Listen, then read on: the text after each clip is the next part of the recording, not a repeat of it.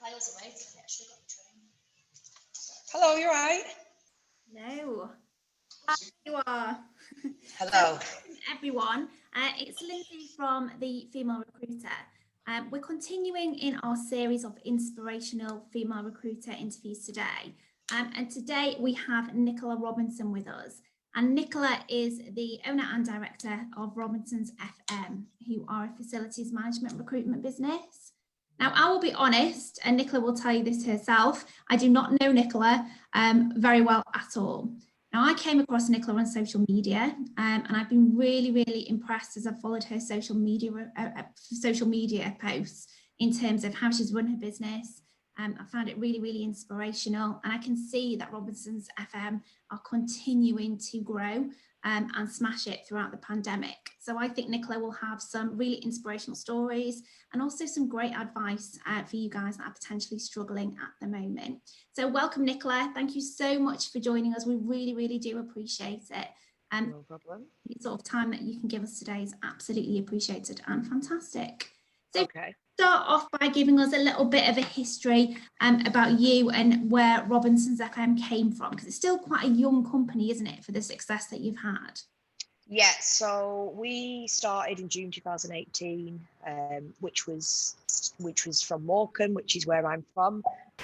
So it was just myself for over a year, and then I decided, time to bring some people in as we was getting busy and busier. So it's been a bit of a journey. We've actually relocated this last week from Morecambe to Manchester. So we are now in St. Peter's Square, which is really, really good and really, a big step up. But no, it's been good. It's an exciting journey. There's lots to change, and we are growing continuously, which is, where we need to be. So it's good. It's exciting. Very excited. Yeah, big move from Morecambe to Manchester. Yeah. So we were in Morecambe, but I can obviously go into this in more detail, as and when. But we were struggling to hire the skills that we required. So it was, and I actually live here, so I've been traveling back and forth for the last year, 3 times a week. So for the sake of sort of having me on the best version of myself to help the team, and the skills gap that we were struggling from, it was sort of a no-brainer that we needed to come here. So we're here now. It's really good. We've got 10 interviews today and tomorrow, and we're looking to add another 5 as soon as possible. So it's really, really exciting at the minute, to be fair, considering. Yeah, it's massive growth, isn't it? So tell us a little bit about you then. So how did the business come to be?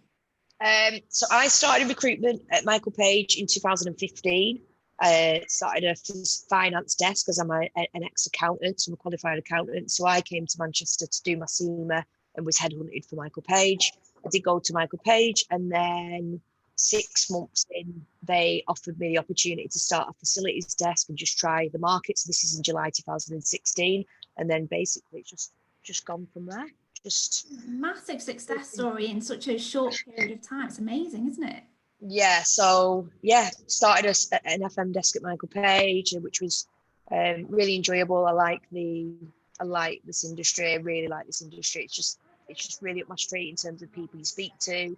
I'm really into numbers, commercials and stuff. So there's a lot of that goes on in facilities, and just the general vibe of the type of people you speak to is a little bit more where I'm suited, opposed to finance, funnily enough.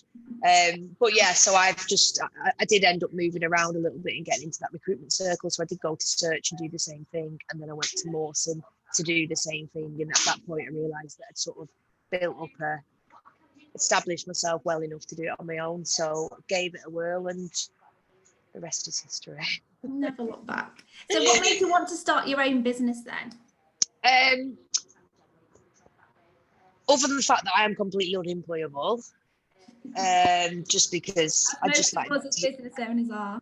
Yeah, no, I just like to do my own thing. So I struggle with politics, not so much politics as I do, but I really struggle with the corporate environment, and not because I'm just an absolute nightmare, but I'm very much like I at the moment in time, I get up at 5 every day. I'm constantly on my phone, and that's how I like to do it. And I just can't deal with the mundane, getting up at the same time, going to the same place every day. It just doesn't suit me, and we don't do it here just for that reason. So that was one of the issues. And then number 2, I didn't like how things were done.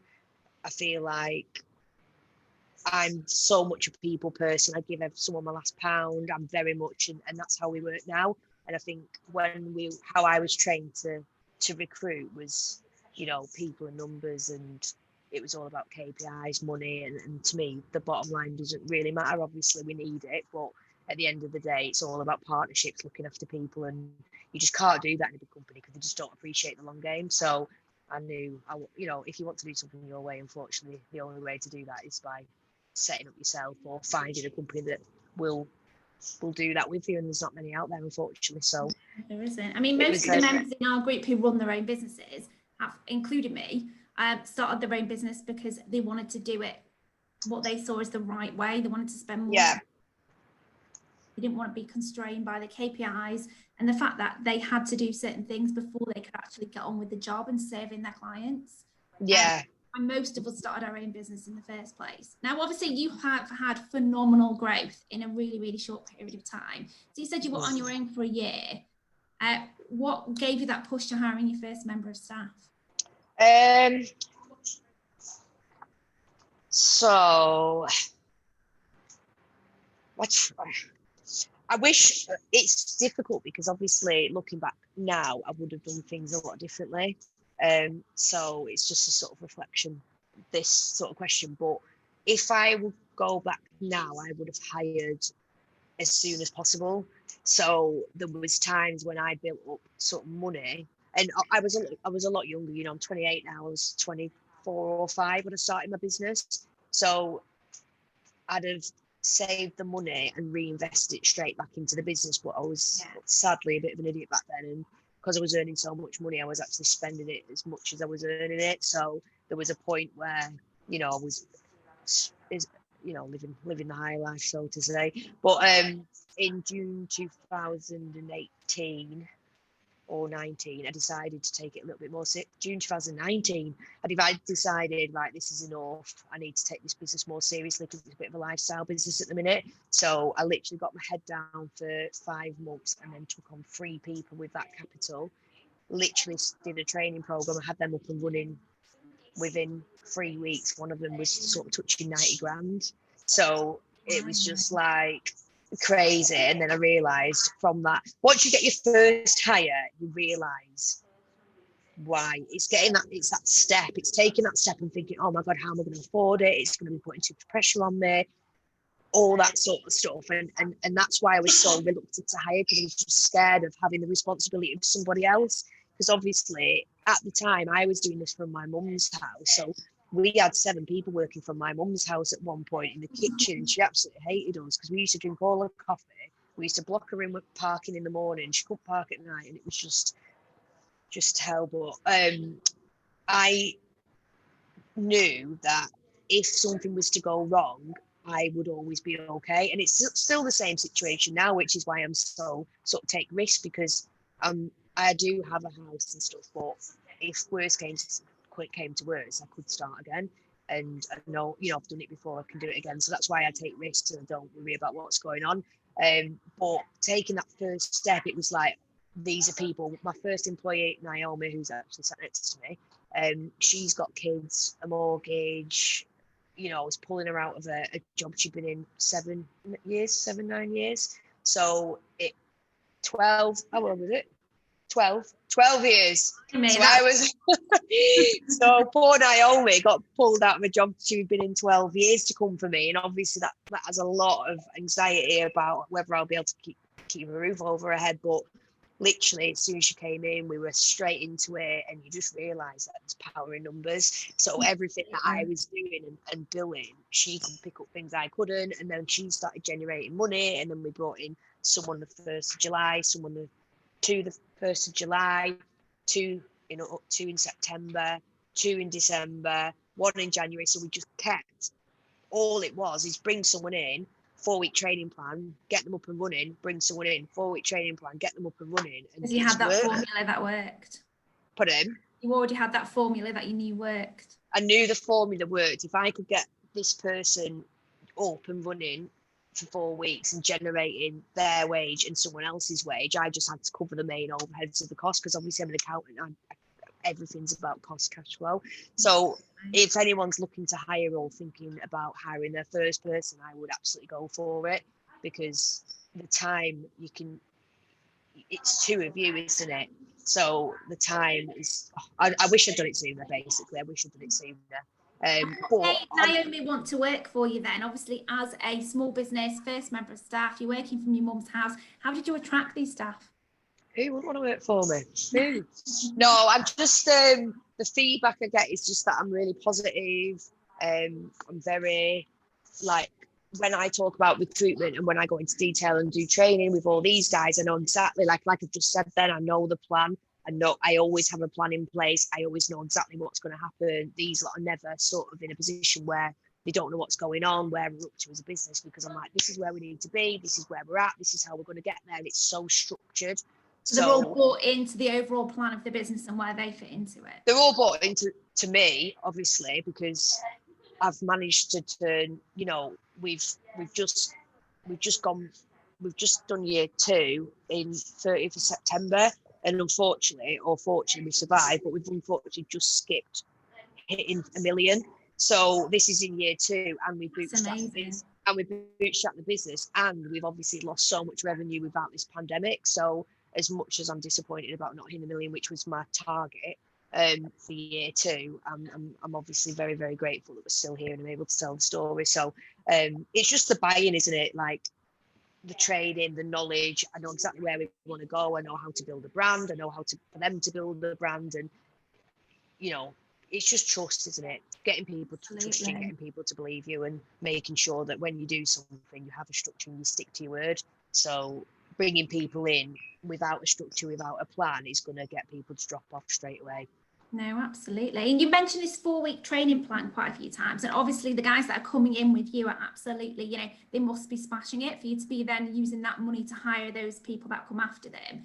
What is it that you do in those 4 weeks to get them to that stage?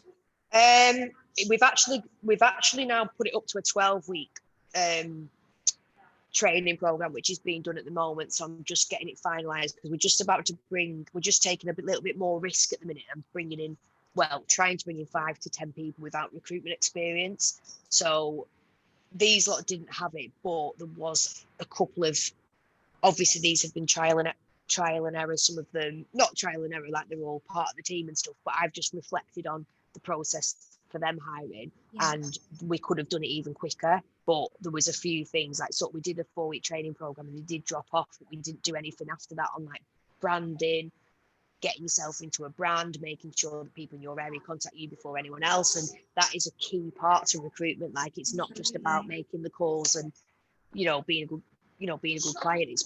It's about the same way as you get people to come on board with you in terms of staff, you need to get clients to come on board with you, and the only way is doing that is being credible, having the trust, and making them know that you are the expert in their area, you are the person they need to go to. And that is completely nothing to do with the calls, nothing to do with recruitment. That is just as a person being that person. So these lot are constantly reading about facilities, doing all sorts. Experts in the field. We are always doing stuff like about the jobs, what they do, the qualifications. We do so much extra training on the absolute specifics around facilities as a whole, not outside of recruitment, making sure that when they're having a conversation, like, I'll quiz these all the time, and I'm like, well, what does that mean?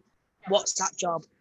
You tell me what that job does. You tell me what level. You tell me what salary you think it should. I'm not going to tell you. I want you to tell me based on the knowledge you already have, and just educating them so that if they do get asked on the phone call from a client of what is, like, what do you think to the market, they can answer in the same way I can. And the only way I can do that is by teaching them and letting them ask questions and not telling them what to do. So these lot have an absolute free reign. I don't watch them, I don't monitor them. I just guide, and then we do learning. And sometimes, we could have made a lot more money than we have, because I've let them make mistakes, knowing that the mistakes were going to happen. But you don't learn without making mistakes, and that's the only way I've got so good, because I've just messed up so many times. I've got it wrong so many times, and it's better to do it now than in 5 years when they're high flyers. So sometimes I think, okay, well, you let me know how that's going to go.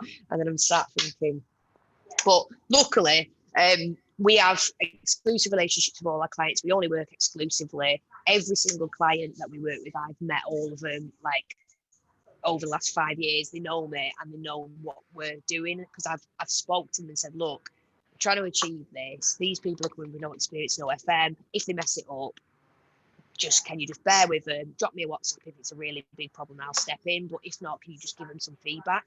And my clients have been so helpful because that's amazing, because that's testament to the relationship you've got with your clients, that you can have that sort of conversation with them. Yeah. So, like, one of my clients in particular, who's really, really fussy, I said, these CVs, I'm not 100% keen on them, but I want you to give your opinion, and can you give it back constructively? And he rang and went through every single CV with one of my staff, just to say they're not right because of this, they're not right because of this, and then this smashed another 5 in 2 days later and filled the role. So they won't, without that feedback, they can't learn.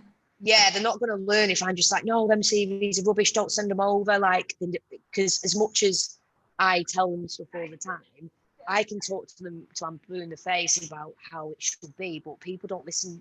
People need second opinions. And we've done that with training. So I've done training before, and then I've got, put them on webinars, and they've been like, oh my God, that's unbelievable. And I'm like, I've been telling you that for about 10 years. Like, but it just shows hearing the same thing from a different person does actually work for some reason. So yeah, I just let these have a free rein and we just go from there. So how do you target your consultants and how do you manage their performance? We've recently introduced KPIs because we didn't have any KPIs. We've not had any KPIs because as I say, everything's trial and error really. So I'm seeing what works. So the KPIs, they're not set, they're there as a guideline more than anything. And it's just, we've had a conversation this week because we're introducing them properly this week, and just like, I've just sat down and said, this is what I think you need to be doing in order to achieve X. So they've all got different targets. We obviously work as a team, but I work with everybody individually. They've all got individual targets. There's no team stuff. It's based on their own performance, and some people are good at clients, some people are good at candidates, some people are, we don't have a one size fits all. So some of my guys are a little bit less confident at speaking to directors or certain job roles. So what we do is focus on things they are good at and try and strengthen them in that area, rather than being like, well, you need to do everything. No, What are you good at?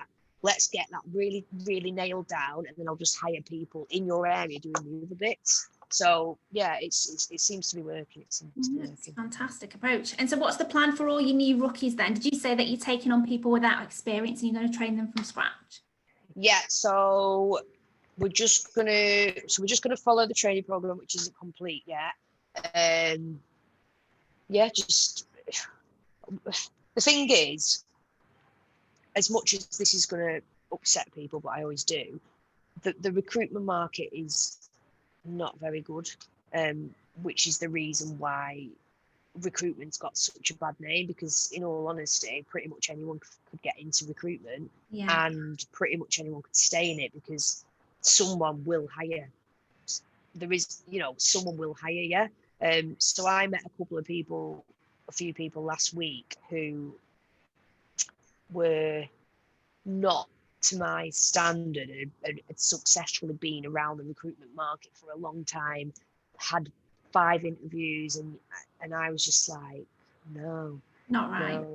No, and it just shows that, like, people are just, recruitment companies are just happy to just, if you've been in recruitment, they'll just take you, but we're just not like that.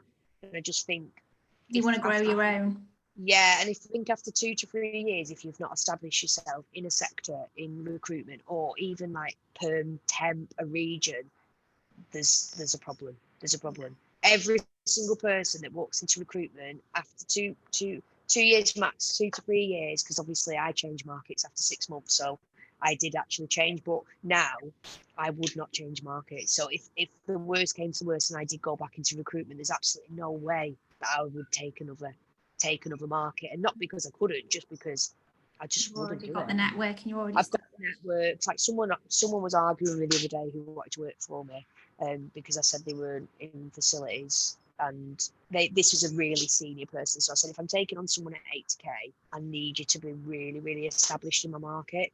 And they just said that, would I not be able to make it a success if I moved? It's transferable skills. It's easy to start a new market. And okay, yeah, it is. And I could start another one, but I've built a network now.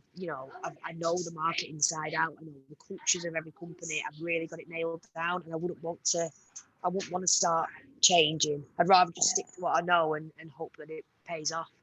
No, absolutely. So how has the pandemic affected your business then? You mentioned that you're slightly off your targets where you wanted to be, but you seem to sort of, for all intents and purposes, you're still growing. There's still lots of good news stories going out on social media. What kind of has happened to you guys, and what has been your response?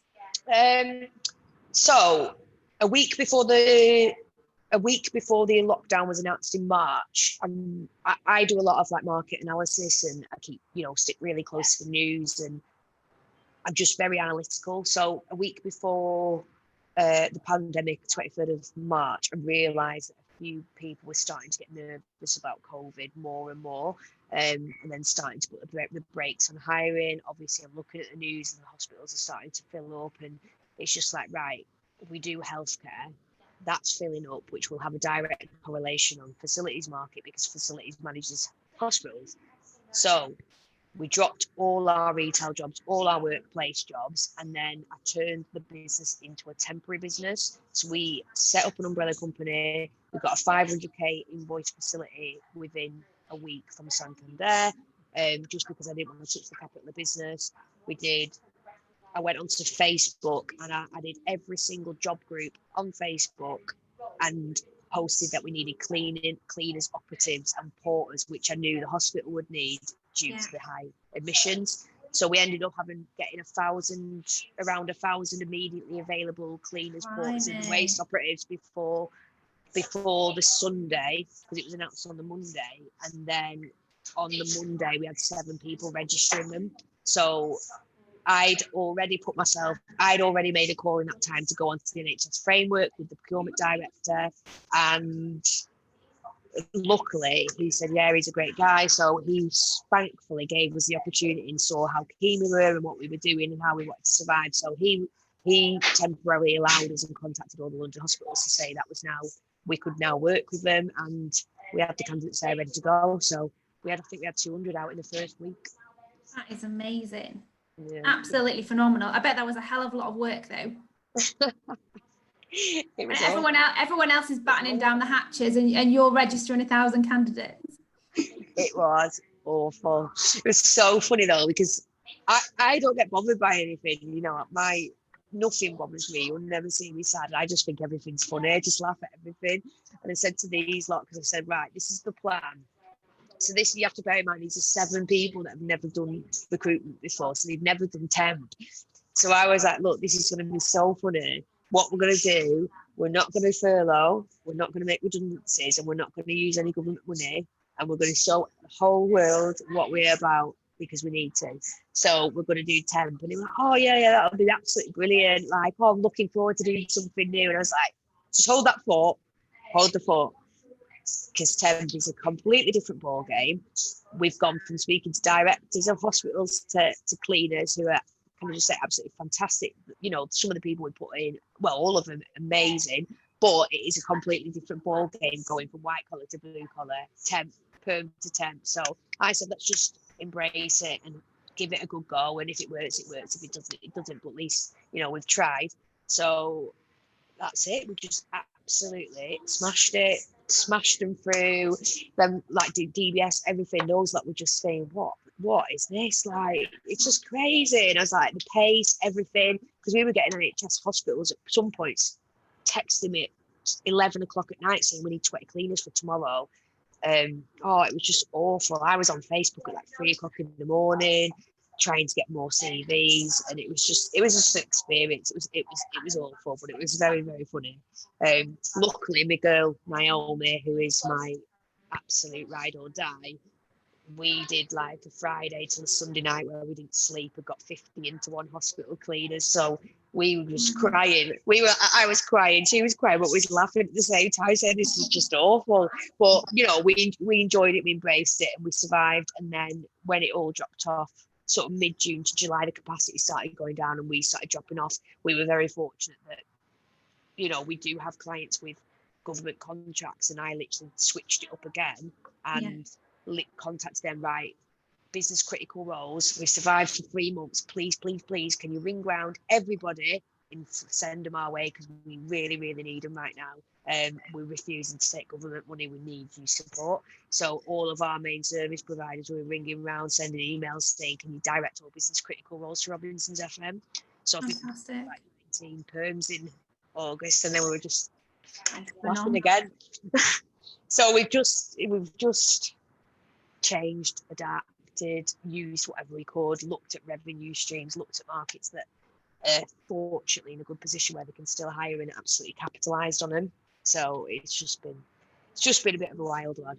Luckily, it's gone quiet now, and everyone keeps saying, God, are you all right? Like, you're not worrying that it's quiet? And I was like, no, I'm absolutely not. I'm trying to have a quick month where I can just it sounds like you need a little bit of a break. But I think that story that you've just told about the pandemic is so inspirational, because, like I said, when everyone else was down in tools and panicking, and so much of the recruitment industry furloughed before they even needed to, because they just decided it was going to all go downhill, and so they went with it instead of fighting against it.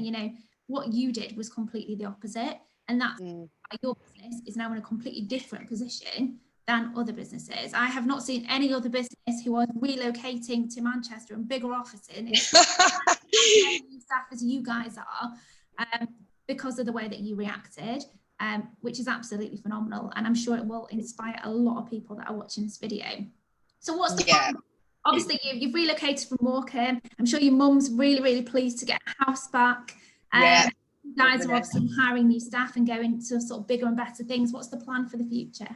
So, plan for now. So, unfortunately, we've lost a few staff for different reasons. It's a big move, isn't it? It's a completely different location, isn't it?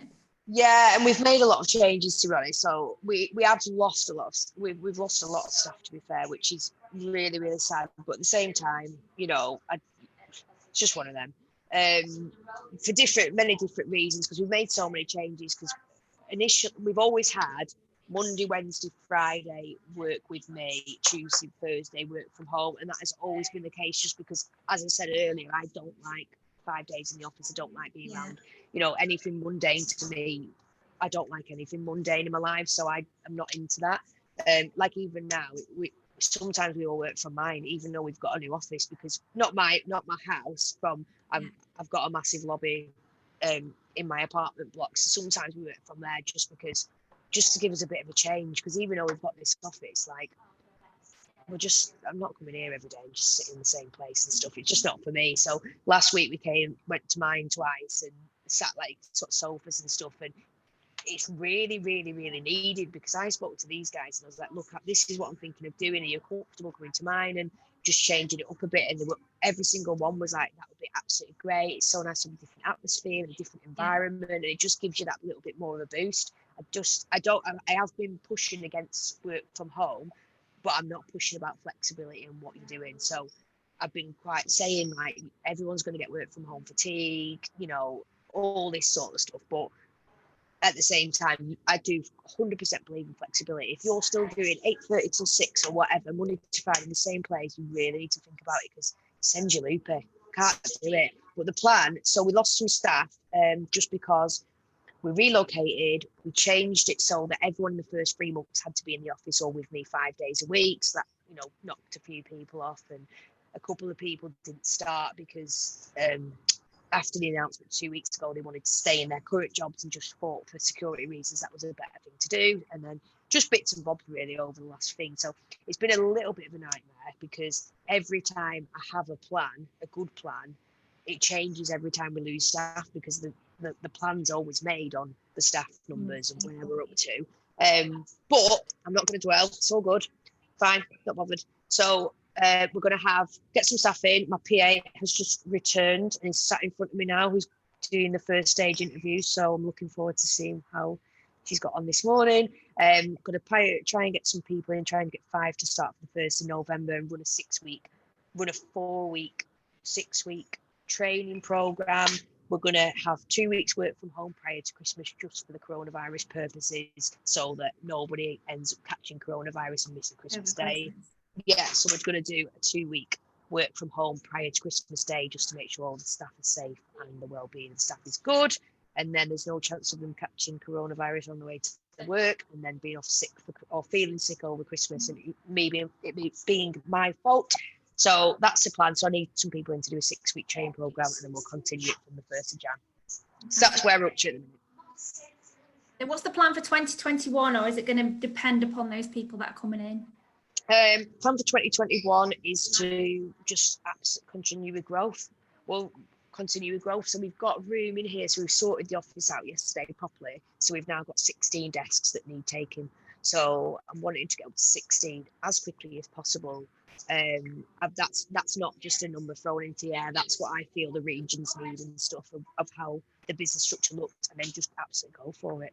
We're just going for it. We're just trying to get every client, every part, every single client that we're working with has said we work completely differently. We do things differently here, and it's just a completely different service. So we're just trying to get our name out there, or get new partnerships to show them. And eventually, we've got competitors who've been in this game a long time, a lot longer than me, a lot bigger than me, that shut the shop down in March and still seem to be suffering from it. So the overtake is coming. Whether it's next year or the year after, the overtake is coming. So I'm just going full hell to leather until that happens. That's amazing. Your story is so inspirational. And I absolutely love what you're doing in terms of the culture of business. And I think that what sometimes people don't realise is that the culture in the office reflects how the service that you give to your clients, and your clients, can directly affected by that. And that's why they want to work with you, because of the way that you run your business. A lot of people don't realise that, whereas you've obviously realised that right from the beginning. You're massively adaptable. You're obviously really, really lovely, and you treat your staff really well. So, I can absolutely see that any goal that you make, you're going to hit it, and you're going to hit it with a big smile on your face, and you're going to laugh at anything that happens to derail you along the way. Type of person and leader you are. So thank you so much for sharing your story with us. No problem. It's been absolutely lovely to get to know you better.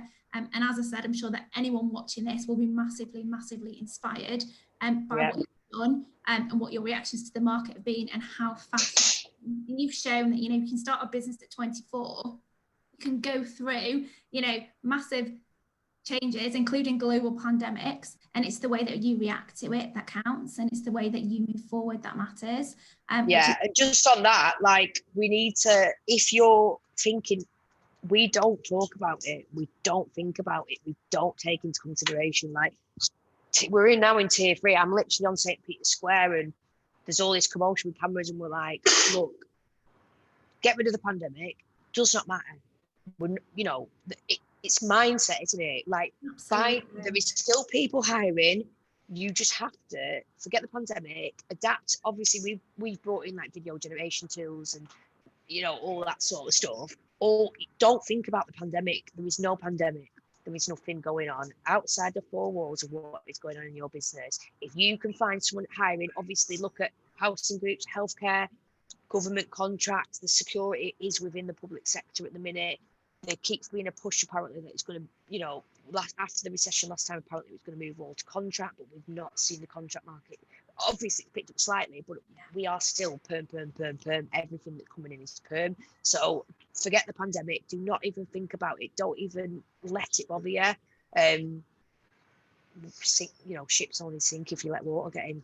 Simple as that. So straight ahead, who's got revenue, who can recruit, and absolutely capitalize on them. Every single job you work on it. If it's a cleaner, if it's a director, if it's a CEO, you work on it with the same grit, same communication, the same level of effort, and they will longer term goals. We could get a 20k job on, and we work on it the same way we work on a 60k job. We look after the candidate, we look after the client in the same way. And if you're looking after people, they will look after you. It's as simple as that. I have looked after so many people over the years. I have given them candidates for free, or just take them, it's fine, just take them. You know, if we get anything that's happened, just take the candidate, it's absolutely fine. And you just come back to me. I've always been like this, you know, it's better to be owed a favour than a fiver. That is the simple rule. Love it. Thank you so much for your time this morning. You're a massive inspiration, and I absolutely look forward to seeing what you do next. Me too. Can't wait. Thank you so much for having me. Good luck to everyone as well. See you later. Bye. Bye.